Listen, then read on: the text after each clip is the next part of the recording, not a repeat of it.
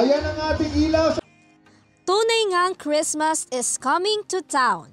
Yani matapos na formal na pailawan ng lungsod ng Quezon ang isa sa mga sumisimbolo sa Kapaskuhan. Sa harap ng mga kawani ng Quezon City at mga residente ng lungsod, sabay-sabay na sinaksihan at inabangan ang pagpapailaw sa malaking Christmas tree. Pinangunahan yan ni Mayor Joy Belmonte, Vice Mayor Gian Soto, Majority Floor Leader Doray Delarmente at former and Mayor House Speaker Sonny Belmonte. Ayon kay Mayor Joy, ang paglalagay ng makukulay na dekorasyon sa buong Quezon City compound ay magsisilbing pasyala ng bawat pamilyang Pilipino na nais makakita ng iba't ibang disenyo ng palamuti na simbolo ng Kapaskuhan. So the best that we can do, the most that we can do is of course create beautiful spaces in our city kung saan pwede pumasyal ang ating mga pamilyang Pilipino. Kayo po, yung ating minamahal na mga kawani ng pamahalaan, pwede kayong pumunta rito in addition to going to our park kung saan magbubukas na rin tayo ng mga decors very soon. At pumunta dito with your families, take pictures, Instagrammable, lahat yan.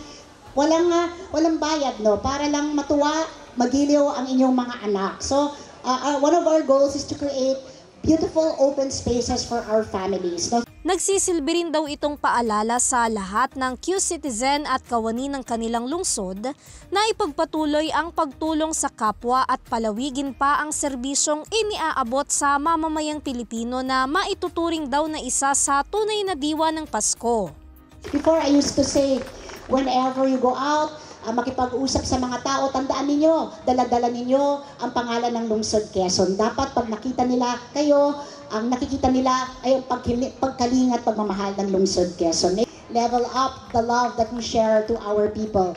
Let's level up the sharing, the caring. Let's level up our service to our people. Kailangan, pag may nangangailangan, huwag natin ipagkait ang ating serbisyo sa kanila, pagmamahal sa kanila, ang ating pagkalinga sa kanila. No? Because that's what Christmas is really all about. No? Bilang bahagi naman ng programa, nagtanghal ang ilang mga ipinagmamalaking kawani ng kanilang lungsod na nagpakita ng kanya-kanya nilang talento. Kasabay din yan ipinalabas ang Station ID 2023 ng Quezon City na pinamagatang maging regalo sa bawat isa. Pagkatapos ng Christmas lighting, nagkaroon din ng fireworks display na sabay-sabay na pinanood.